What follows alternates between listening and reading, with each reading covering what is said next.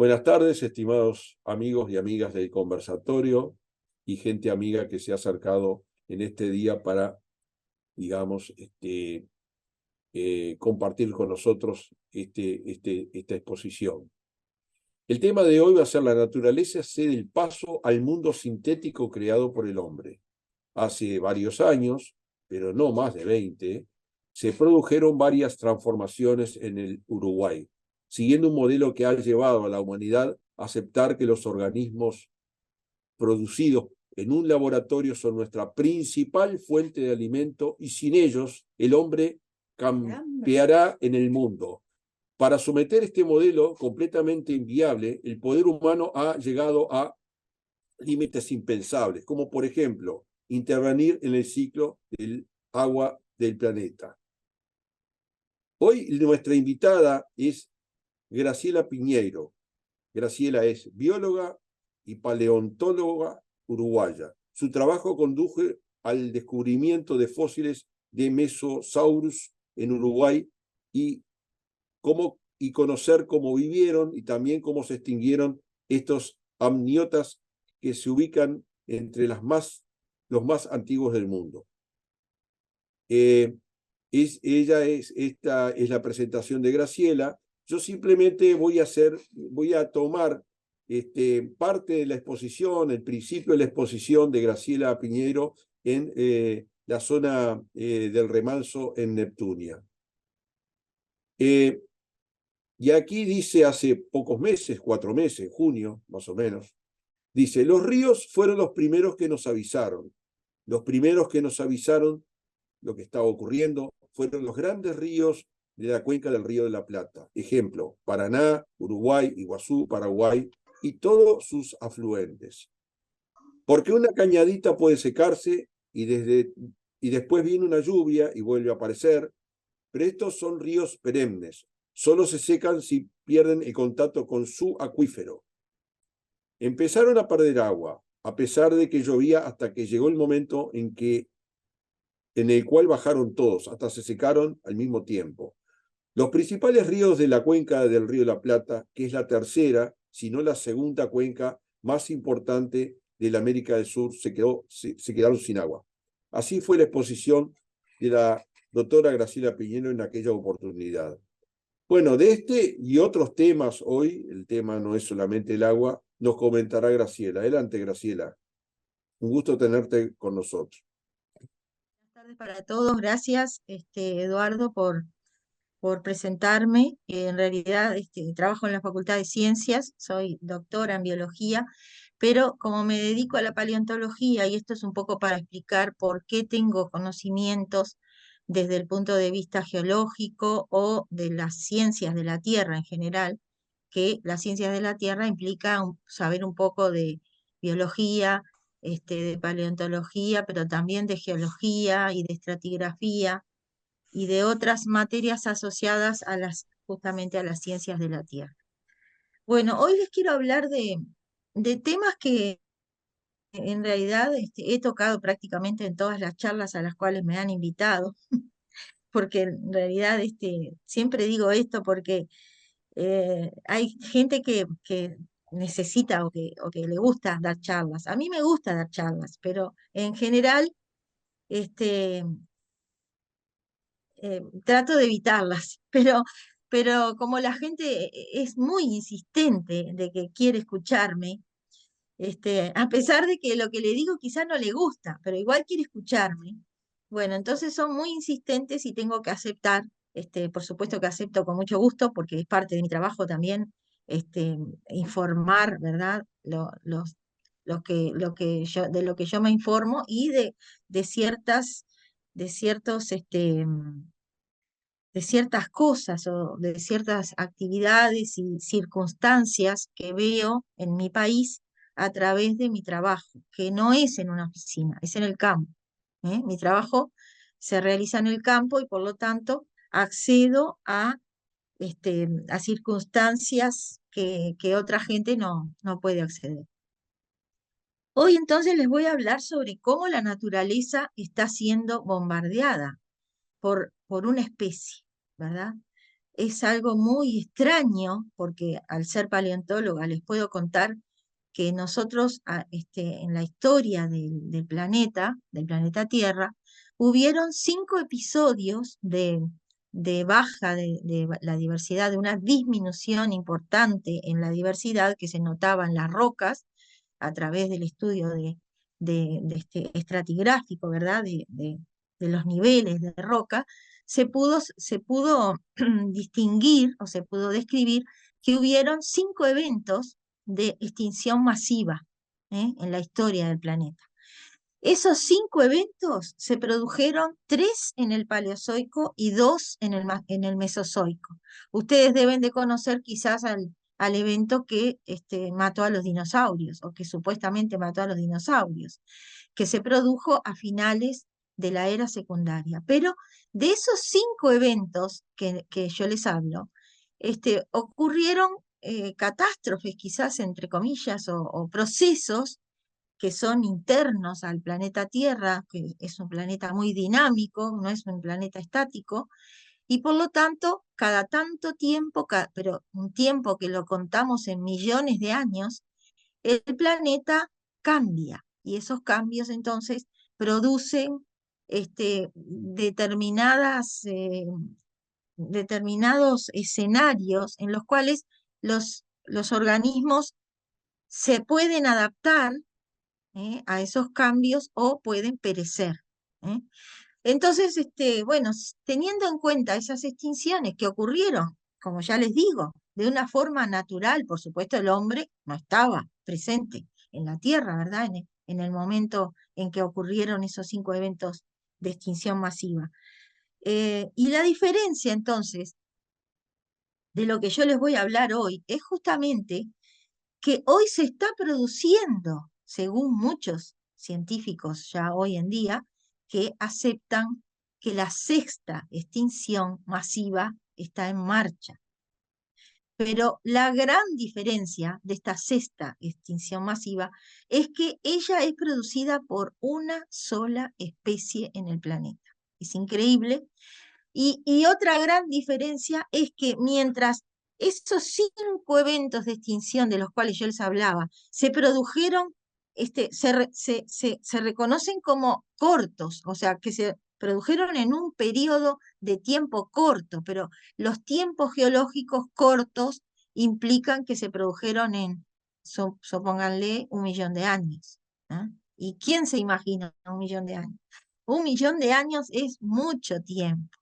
En cambio, nosotros estamos viendo que la que hoy en día se conoce como la sexta extinción masiva, que está comenzando en el planeta, se está produciendo en 50 años como máximo. Nosotros estamos viendo cambios aquí en el Uruguay que se produjeron en tan solo 20 años. Entonces, ¿por qué esta extinción o esta supuesta extinción masiva de la actualidad es tan relevante para la vida en la Tierra? Porque en 50 o en 20 años no va a haber ninguna posibilidad de que los organismos puedan adaptarse a los cambios. Quiere decir que la gran mayoría de organismos que están soportando estos cambios que está produciendo una sola especie, que es el Homo sapiens, no va a poder permitir la continuidad de la vida. Y eso es sumamente triste en principio. Y ahora van a ver que es más triste todavía y más indignante, porque lo que se está produciendo a sabiendas.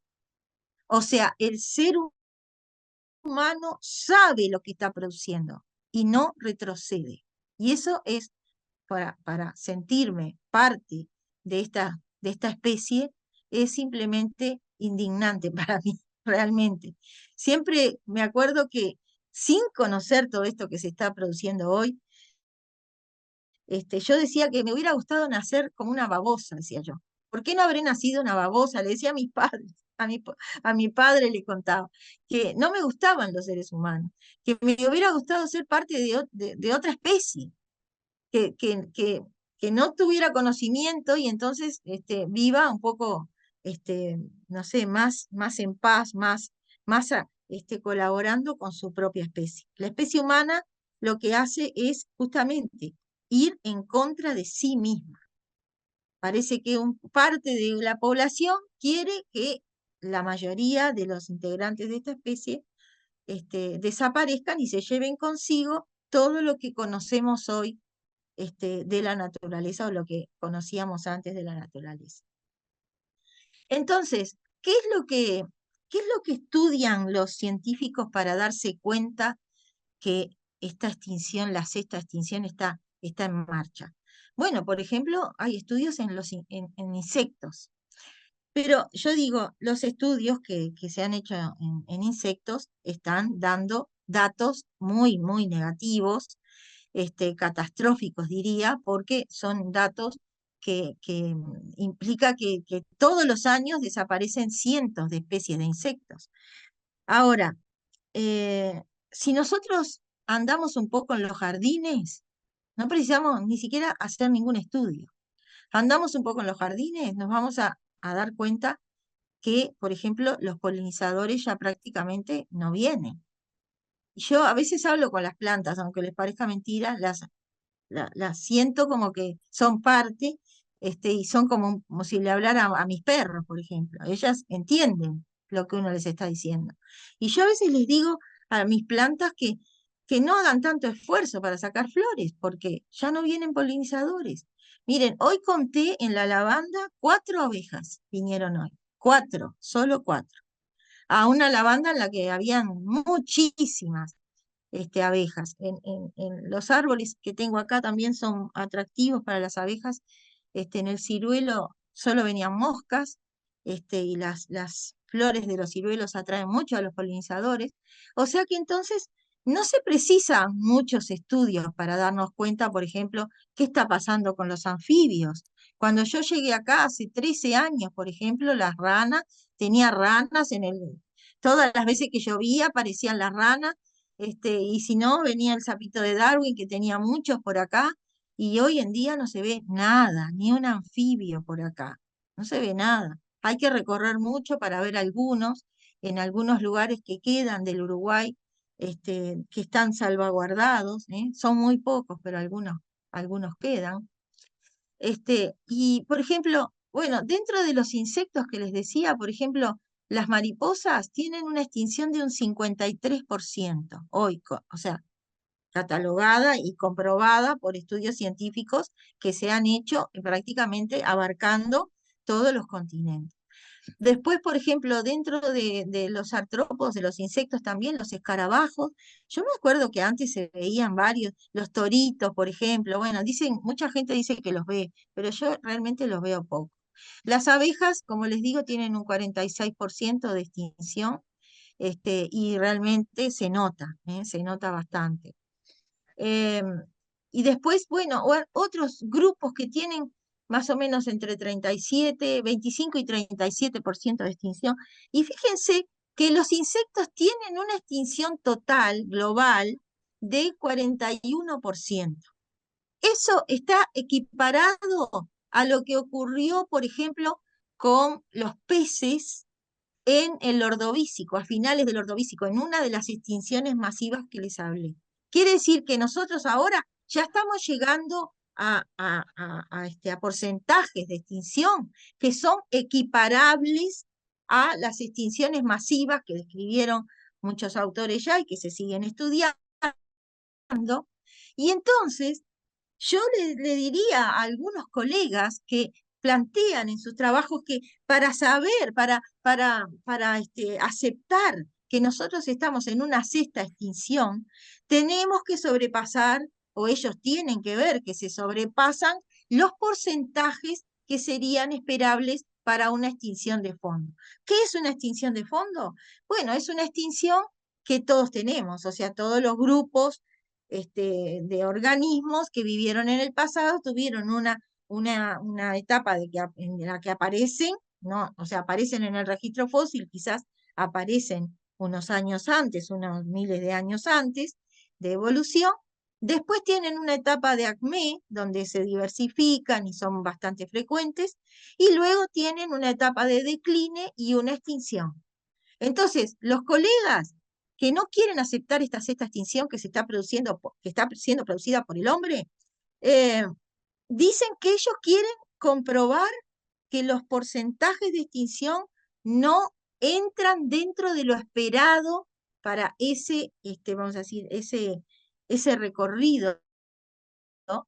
Esas etapas que atraviesan las especies, y entonces que se podría descartar que esos porcentajes que están estudiando para los insectos o para los anfibios, como les hablé, sobrepasan los niveles de extinción de fondo, que es que la especie ya vivió lo suficiente y va a desaparecer. En realidad, los porcentajes ya sobrepasaron con creces esa extinción de fondo, y por lo tanto, estamos entonces con mayores pruebas hoy en día de lo que se exige por otros colegas para que haya una unidad dentro de, o sea, un concepto unificado de que en realidad hay una extinción que está produciendo el ser humano por su forma de vivir, ¿eh? O sea, porque la está produciendo a sabiendas que está haciendo un daño ecológico muy importante, pero no quiere ir un paso atrás. En una charla que di recientemente, hubo una persona que me dijo, pero doctora, mire, ¿usted entonces quiere volver a la era de las cavernas? ¿Quiere volver a las carretas? Y yo le digo, mira, yo no es que quiero volver a las carretas, pero si yo pensara y comprobara fehacientemente que yendo, o sea, viviendo como se vivió en la era de las carretas, salvo a este planeta, no tendría ningún problema. Porque lo que yo quiero salvaguardar es la vida. ¿Cómo se vive? Es un asunto que me es indiferente. Puedo vivir de cualquier manera. Ahora, no puedo vivir porque me entristece mucho, no puedo vivir viendo lo que veo hoy y las actitudes que veo hoy de los seres humanos, o de algunos por lo menos, de algunos seres humanos. Así sí no podría vivir. Pero teniendo que adaptarme a una carreta o a, no sé, a una bicicleta, porque ¿por qué tiene que ser una carreta? Puedo andar en bicicleta, no sé, puedo adaptarme a comer comida sana producida por mí o por mi vecino, hacer de intercambio, puedo adaptarme perfectamente a esa vida. Y para esa vida no necesito ninguna energía, porque lo que se persigue acá es la energía necesaria para que tengamos una vida que es, de cierta forma, discúlpenme, estúpida.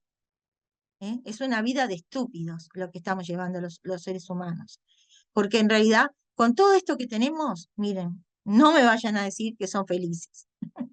Porque en realidad, cada paso que damos, vemos una infelicidad dentro de esta vida que podría ser mucho más mejor, mucho más distinta de la que hacemos, y entonces tenemos esa convicción de que estamos preservando un planeta maravilloso.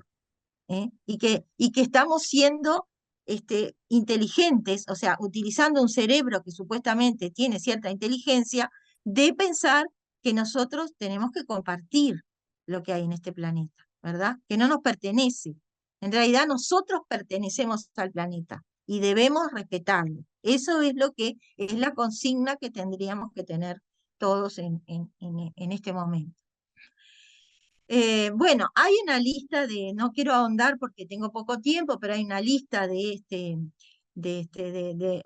organismos que están en la IUCN, con números rojos, o sea que están ya en peligro de extinción, que bueno, que no solamente incluye a los insectos y a los anfibios, sino que incluye a los mamíferos, a ciertos mamíferos, a los reptiles, a varias plantas, a los pájaros, a las aves, o sea que es muy larga la lista de animales que están hoy en día en peligro de extinción. Entonces, yo me pregunto, mirando eso que está ocurriendo, ¿no? Sabiendo lo que está ocurriendo, ¿qué pasa que el ser humano no puede organizarse? Porque yo veo que tienen muchas reuniones los seres humanos. Los veo que se reunieron para tal, se reunieron para allá. La comisión de no sé cuánto y las comisiones y las reuniones y los protocolos y es impresionante. Y todo eso gasta energía. Pero esa energía de las reuniones, ¿no? que generan, no rinde, porque en esas reuniones no se soluciona nada de lo que hay que solucionar. Se reúnen para decir, por ejemplo, hablar de un cambio climático que no existe, que no lo digo yo, ya lo decimos muchos científicos, que hemos estudiado muchísimo todos estos procesos que son generados también por el ser humano y que no tienen nada que ver con un cambio climático, nada que ver. Entonces, lo que estamos viendo muchos investigadores que a veces nos reunimos, ustedes saben que en ciencia los científicos se reúnen cada tanto en congresos, en distintas actividades para realizar distintas actividades científicas, y allí hay un intercambio entre nosotros. Y entonces, por ejemplo, eh, en una de las últimas reuniones que fui en Paraguay, hablábamos de que la naturaleza parece retroceder, porque a veces dicen, ay, la naturaleza que nos ataca, que nos manda esto, la naturaleza no nos perdona, nos está haciendo esto la naturaleza, y yo me río un poco porque la naturaleza es lo más bueno que hay. Ojalá nos enseñara, ¿no? Nos diera una lección de lo mal, nos mostrara lo mal que estamos haciendo las cosas. Pero no, la naturaleza es lo más bueno que hay. Entonces nosotros hablábamos de que la naturaleza parece como que ante el hombre ella se reclina y está dejando que el ser humano avance en la sustitución de, por ejemplo, de los ecosistemas, en la sustitución de los organismos que van a ocupar esos ecosistemas. Porque ahora el hombre encontró la forma, no es ahora, lo sabe de hace mucho tiempo, pero ahora lo está haciendo más evidente, ¿eh? Lo vemos más, lo podemos plasmar, lo pueden plasmar y lo podemos ver, lo podemos comprobar mucho más fácilmente. ¿Qué está haciendo el ser humano? El ser humano está manipulando el genoma, o sea, está manipulando los genes de los organismos que viven en este planeta. Y lo está haciendo quizás porque antes manipuló y destruyó los hábitats de los organismos, o sea, los sitios donde los organismos viven y a donde esos organismos se adaptaron. Y que, como les decía al principio, es muy difícil que se puedan adaptar a cambios que se producen en 20 años. Es imposible. Entonces, ¿qué hace la naturaleza? Está como retrocediendo.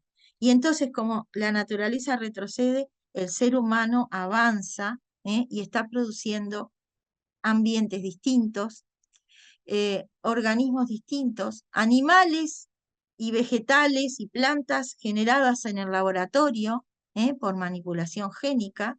Y nosotros sabemos muy bien, por ejemplo, de lo que ocurrió hace unos 20 o 25 o 30 años, pónganle, respecto de lo que es la matriz productiva.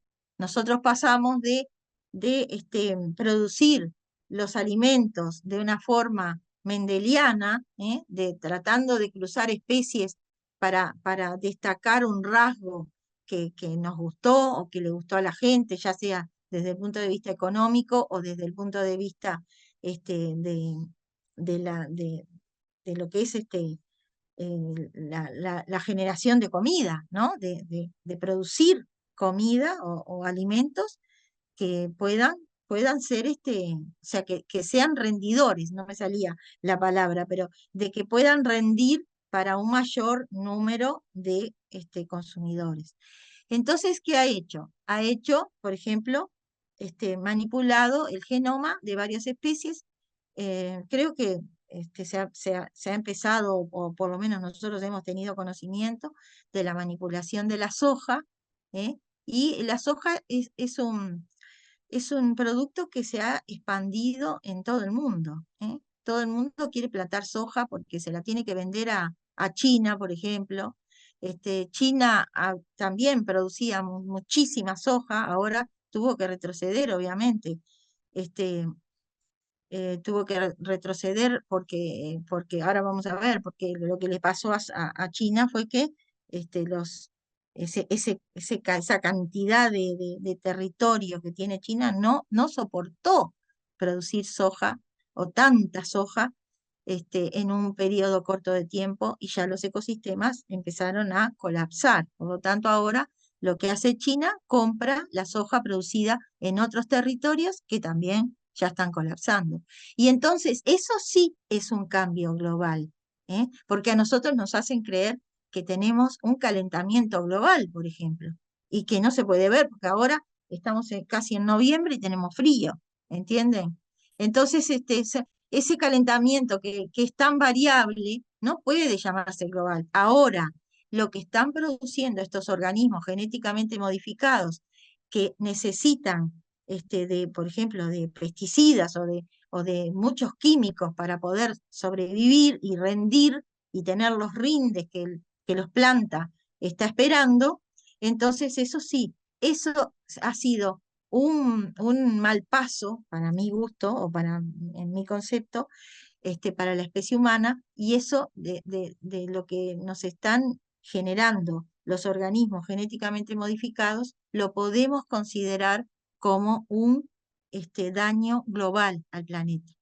Y vamos a ver ahora por qué es global y cómo se está viendo ese daño global que produce no solamente el envenenamiento de la tierra y del agua, sino un gasto excesivo de agua, porque hay gente que me dice, inclusive en el campo, que yo no puedo creerlo, gente de campo que me diga, no, pero si la soja no se riega. Por favor, la soja y todos los productos transgénicos necesitan cantidades industriales de agua, son plantas débiles, que además las pobres han sufrido la modificación en su genoma de que le inserten, por ejemplo, un pesticida, y tiene que vivir con un pesticida, como por ejemplo el maíz. El trigo se ha transgenizado de una forma horrible, nuestro principal alimento. Fíjense que todo el mundo consume mucha harina, mucho pan, bizcocho, lo que sea, galleta.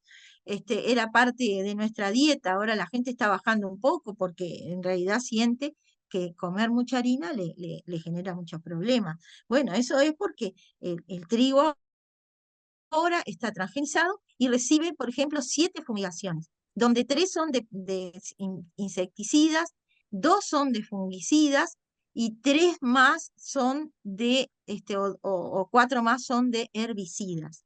O sea que tiene de todo, el trigo que nosotros ingerimos. Por más proceso que tenga el grano de trigo, y de cualquier manera, ustedes saben que la fumigación cae directo a la planta. Entonces, bueno, todo eso ha generado no solo la soja y el trigo y el maíz, sino que se ha transgenizado, por ejemplo, los morrones, los tomates, yo qué sé, no sé, manzanas. Hay muchos productos que ya se han transgenizado, y se han transgenizado peces, por ejemplo, que son de criadero, que también los comemos, porque no se olviden que es un ciclo, ¿no?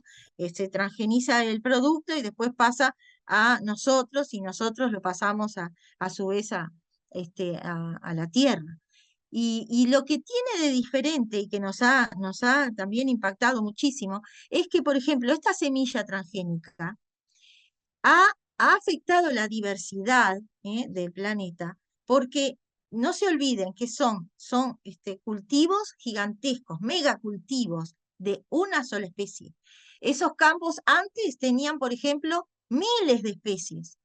Y con el tema de los pesticidas, obviamente la única especie que queda, salvo algunas hierbas que quedan por ahí y algunas plagas, porque esto obviamente, ¿no?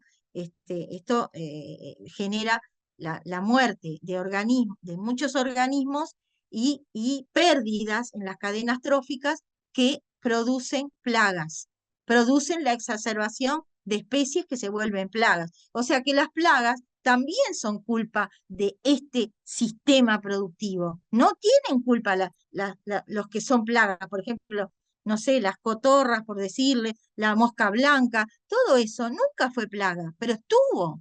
Lo mismo que están las cianobacterias en los cuerpos de agua, pero están controladas en equilibrio, pero ahora todo se ha desequilibrado y por lo tanto ese desequilibrio hace que las plagas surjan con mucha fuerza y cada vez surgen con más fuerza y cada vez se utilizan más químicos para combatirlas en vez de realizar un estudio formal, un estudio biológico, de control biológico, para que eso vuelva a tener el equilibrio. Entonces, todo eso vamos a decir, se ha conjuntado para que siga entonces produciéndose ese retroceso de la naturaleza, y entonces llegamos al punto clave que quería transmitirles hoy para terminar esta charla, pero que es muy importante, que así como el hombre ha tocado prácticamente el genoma de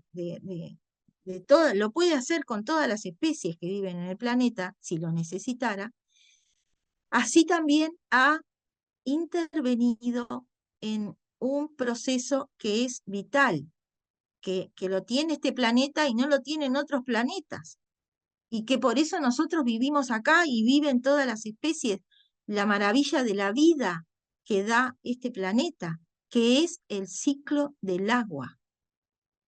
Intervenir en el ciclo del agua implica un proceso a la extinción. Porque, miren, el ser humano, por más inteligente y todo lo que ha mostrado que puede hacer, no puede remediar a la naturaleza en torno al ciclo del agua. Y eso ahora lo estamos viendo, estamos comprobando que él intenta ser como la naturaleza, intenta hacer todo lo que la naturaleza haría en equilibrio y no lo logra. Y entonces vamos a decir, este problema que ha tenido de no poder remediar a la naturaleza generando un ciclo del agua artificial, es lo que nos está poniendo más en jaque día a día. ¿Y por qué les digo que controla el ciclo del agua? Porque lo necesitó para seguir en este planteo de sistema productivo. O sea, el agua se empezó a gastar. Primero gastaron el agua, esto fue global, no fue en el Uruguay, fue global. En el mundo entero tenemos los mismos problemas, porque los organismos genéticamente modificados coparon prácticamente todos los sistemas productivos a nivel global. Olvídense del calentamiento global y del cambio climático. Eso es una falacia. Es una falacia que inventaron para poder seguir adelante con esto que se han propuesto hacer los seres humanos que gobiernan este planeta, para exterminarlo, porque de otra manera no se puede pensar si uno piensa si uno observa y analiza y estudia lo que está ocurriendo hoy en día. Entonces, ¿qué pasó? Cuando ellos cambiaron los sistemas productivos del mundo, el agua se empezó a gastar y se empezó a terminar. Primero terminaron todo el agua de los ríos, de los arroyos, de todas las cuencas más principales, las cuencas principales de los lugares donde estaban estos cultivos, y cuando se terminó el agua superficial, fueron hacia el agua subterránea. Y allí hicieron pozos y empezaron a gastar todos los acuíferos. Entonces, al gastar los acuíferos, los cuerpos de agua nunca se recuperaron. Nunca se recuperaron, cada vez se fueron secando más. Fíjense que nosotros tenemos ejemplos de desaparición prácticamente de ríos que era impensable que podían desaparecer. Por ejemplo, les digo así unos ejemplos. El río Nilo. El río Nilo está muy, muy débil hoy en día. Incluso hay un problema que lo quieren represar. Etiopía quiere represar para tener mayor energía hidroeléctrica, y el río cada vez da menos agua. Han hecho de todo para poderlo salvar, pero bueno, lamentablemente, el río Nilo, fíjense que es uno de los ríos más largos del mundo. Después, les cuento que el río Po también está en seca, ya prácticamente no existe. Varios ríos en Estados Unidos han desaparecido. En China, el río Amarillo y el río Yangtze, que son los principales ríos de China y los principales ríos del mundo, no hay forma de recuperarlos, porque China, ya les digo, y cometió ese grave error de de utilizar grandes áreas de su territorio para la producción de soja y de maíz y de otros productos transgénicos. O sea que los productos transgénicos que iban a darnos comida a todos, que no iba a haber más hambre, que todo iba a ser maravilloso, nos trajo este problema, que es un problema crucial para el mundo y que todo el mundo está tratando de resolver, pero no puede, porque no puede si el hombre no da un paso atrás. Miren, yo les digo una cosa, analizando y lo que he visto de mis tareas de campo, por ejemplo, he visto que la naturaleza en 2 años sin intervención humana se recupera. Es increíble. Un campo quemado por los pesticidas que fue plantado de soja durante, pónganle, 10 años, dejaron de plantar la soja, dejaron de poner pesticidas y 2 años después estaba lleno de flores y de pasto. Era una maravilla, se me caían las lágrimas, le digo la verdad.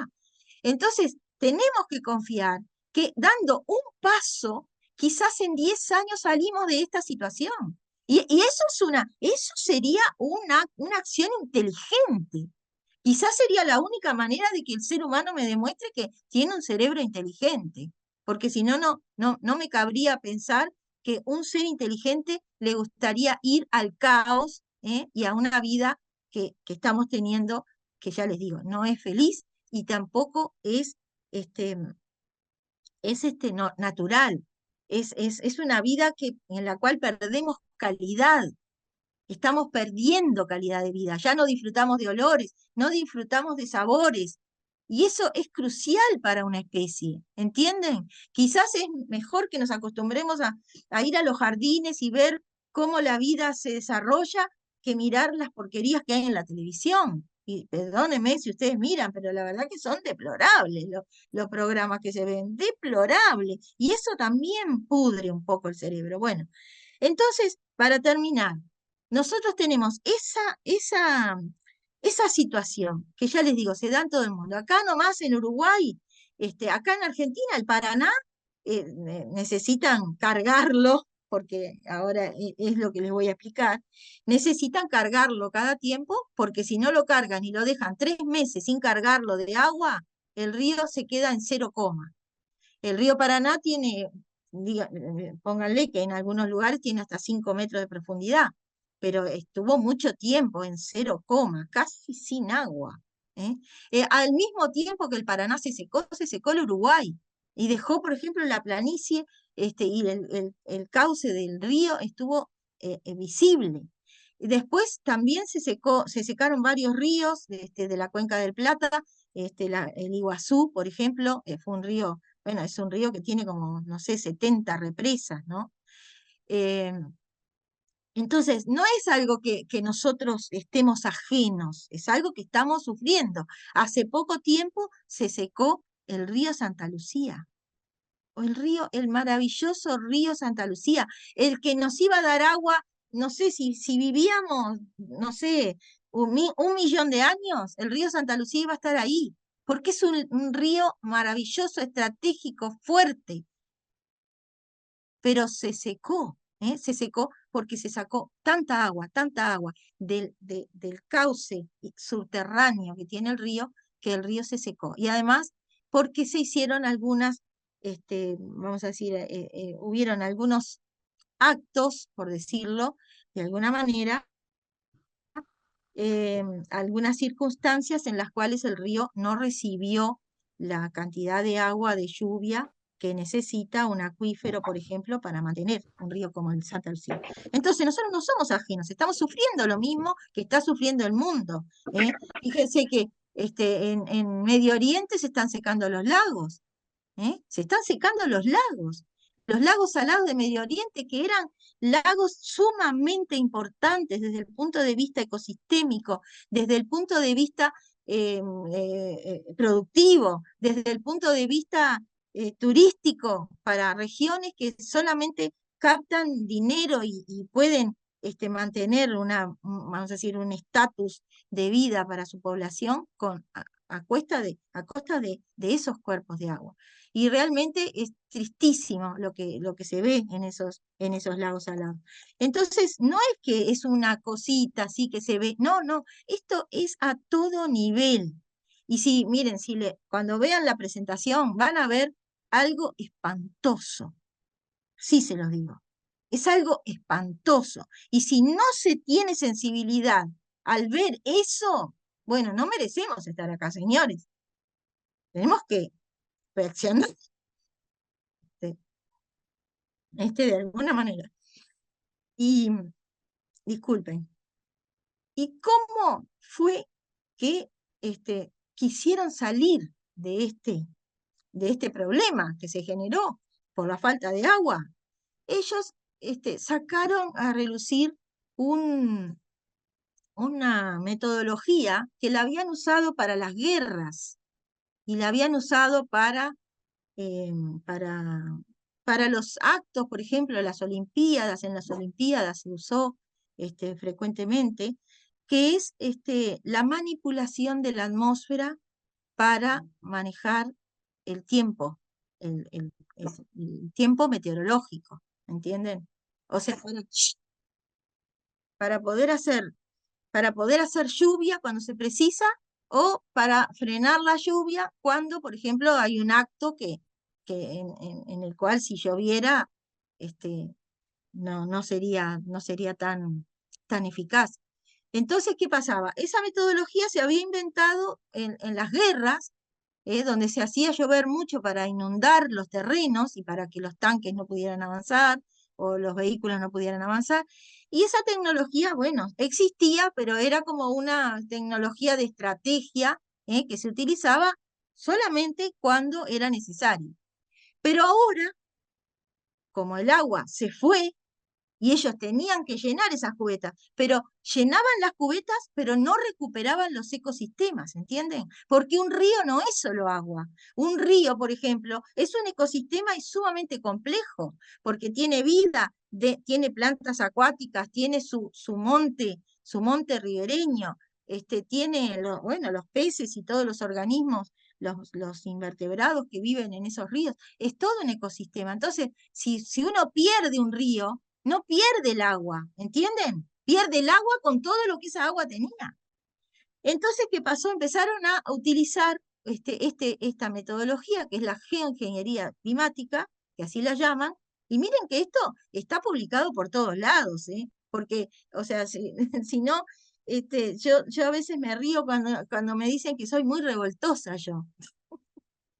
Ah, pero vos, Graciela, sos muy revoltosa. Bueno, ¿será que ser revoltosa es hablar con la verdad? Porque a mí no me gusta ocultar la verdad, a mí me gusta hablar con la verdad. Y si eso se está investigando a todo nivel, y hay no sé cuántos papers ya publicados, artículos científicos publicados, ¿por qué no se va a hablar de eso? No sé si se hace en Uruguay, o sea, fehacientemente no lo sé, pero estoy estudiando los procesos que veo y son muy parecidos a los que he leído en los artículos. Entonces, voy a hablar de eso. Entonces, lo que yo intento decirles es que esta metodología que se ha usado, es una metodología que también interactúa y está interactuando de una manera muy peligrosa con la desaparición de especies. Porque para hacer llover, por ejemplo, se utilizan distintas técnicas en las cuales los aviones tiran sobre las nubes determinadas partículas. Esas partículas, a su vez, interactúan, por ejemplo, con el vapor de agua que hay en la atmósfera. Entonces, ¿qué pasa? Esas partículas lo que hacen es absorben el vapor de agua para después depositarlo, ¿no?, en una nube. O sea, el avión libera las partículas absorben el vapor de agua y entonces ese vapor de agua con esas partículas es volcado en las nubes que no iban a llover, o sea, no eran nubes de lluvia, pero se transforman en nubes de lluvia y ahí entonces la lluvia se produce. Pero ¿qué pasa? Se produce con las partículas que se tiraron a la atmósfera, ¿verdad? La lluvia. Pero además de eso, la zona en la cual se quitó el vapor de agua se recontra seca, ¿entienden? O sea que para hacer llover en un lado hay que secar otro. Y esa es la problemática. ¿Y dónde llueve? Y bueno, llueve donde está el dinero, donde está el negocio. Porque claro, esto es una cuestión de plata, ¿me entienden? Es una cuestión de poder. Y nosotros, por ejemplo, si en el sur no hay nada que les interese, vamos a decir, no les interesaba el río Santa Lucía, porque el agua tenía que ir a las papeleras, a las fábricas de producción de pasta de celulosa, que necesitan el río Negro o el río Uruguay con el agua suficiente para producir. Y eso es una realidad. O sea, yo lo que no entiendo de la gente a veces es cómo la gente sí cree que el ser humano inventó la televisión, los cohetes que van a la luna, supuestamente. Eso todo lo creen. Y no pueden creer que el ser humano está haciendo estas prácticas, para poder seguir en sus negocios, dejando un espacio de vacío, de caos, y de muerte. Y les digo, hay varios papers, varios trabajos en los cuales los autores se preguntan, pero bueno, ¿esta metodología sirvió para algo? Porque si sirvió, si funcionó, y entonces los ríos volvieron a ser lo que eran antes, y se pudieron restablecer, los ríos, o los arroyos, o los cuerpos de agua, o los acuíferos, entonces, bueno, vamos a ver qué es lo que tenemos que mejorar. Pero no, esta tecnología no es que no sirvió. Esta tecnología está cortando el ciclo del agua y haciendo un ciclo de agua, o de un líquido parecido con el agua, artificial. Porque ahora las lluvias están llenando los acuíferos. Vieron que hay algunos lugares que hay noticias donde se produjo lluvia muy intensa, y por lo tanto ahí hay como un reservorio de agua que se produce justamente en las zonas donde los acuíferos se recargan, y entonces ahí esa agua modificada está entrando en nuestros acuíferos. Por lo tanto, vamos a decir, es un proceso que no se sabe dónde va a terminar, ¿verdad? Y la naturaleza entonces está siendo bombardeada por todos estos procesos que nosotros estamos permitiendo. ¿Por qué lo permitimos? Porque la gente dice, pero ¿y yo qué puedo hacer? Y yo no puedo hacer nada, porque esta gente tiene mucho poder y no puede hacer nada. Y nunca hay que decir que no, que uno no puede hacer nada. Porque nosotros tenemos mucho poder en nuestras manos. Porque, ¿saben qué? Si a ustedes no les interesa el dinero, pero les interesa la vida y la tranquilidad y disfrutar de estos momentos que nos da la vida, que es corta, la verdad, a mí me encanta vivir, y creo que a ustedes también. Entonces, nosotros tenemos que pensar que para ellos la vida es hacer dinero. Entonces, si para las grandes empresas que vienen acá y tratan de hacer su negocio, sin importar que estamos los uruguayos, que somos apenas 3 millones, pero somos los que nos quedamos acá, los que estamos viviendo acá, en este paisito que adoramos, que queremos mucho. Entonces, esas faltas de respeto no creo que debamos acostumbrarnos a eso, ni tolerarlas.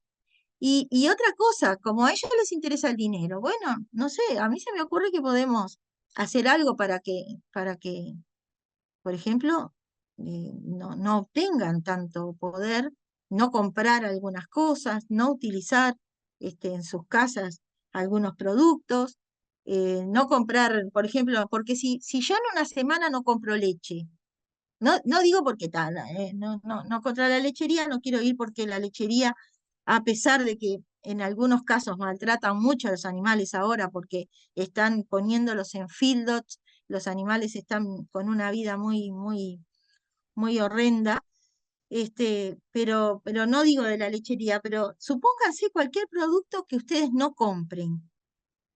Si ustedes no compran carne en una semana, ¿no? 3 millones que, no sé, o 2 millones, porque 1 millón están ellos, pero 2 millones que no compran carne, este, 2 millones que no compran arroz, este, que no compran papel, que no utilizan los productos que se generan a partir de la celulosa. Por ejemplo, las chicas, yo siempre les hablo a las que conozco por lo menos, que yo crié a mis hijos, crié 3 hijos y los crié con pañales de tela, y no me morí ni me pasó nada. Y los lavaba y punto, y al otro día los secaba al sol. Y entonces esos pañales, fíjense todo lo que está contaminando el ambiente, todo lo que tiramos al ambiente, día a día. O sea, pensemos en cada vez que sacamos la bolsa de basura. No lo hagamos como un acto de que es normal sacar una bolsa llena de plásticos y no, pensemos, pensemos que estamos haciendo un daño, estamos matando organismos.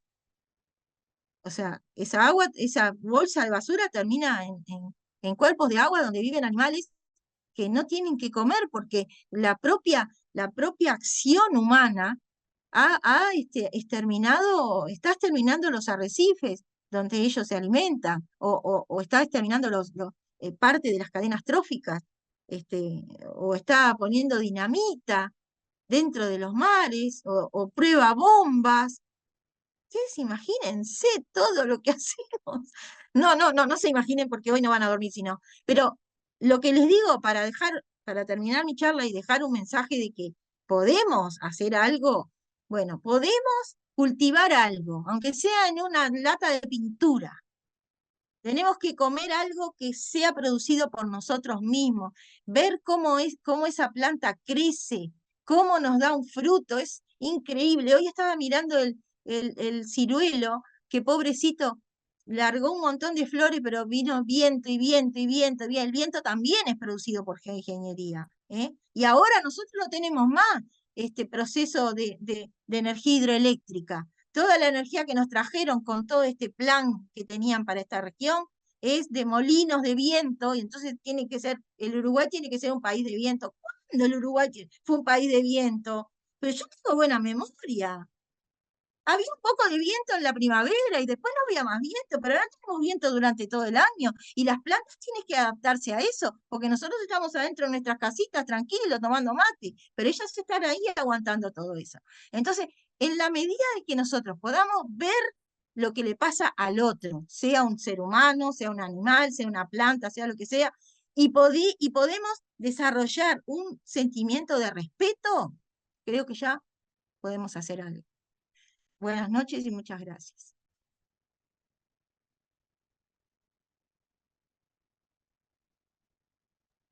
Wow.